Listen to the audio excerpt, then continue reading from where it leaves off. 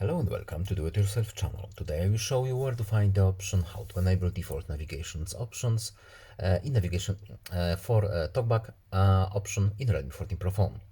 So where to look for this? First of all, we need to go to our phone settings. Next, we need to go to accessibility and convenience, then accessibility. Now at the top we have this vision tab, then TalkBack, and here in the top right corner we have this cog menu which we need to open. Then when we scroll down, we have customize menus and then customize TalkBack menu. Then we need to scroll to the navigation, here it is, which we need to enable first. Then we can edit the options.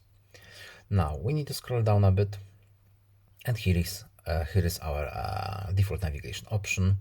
As you can see, read one item at a time, which you can enable or disable by checking or unchecking this box right there. And that's all. Goodbye.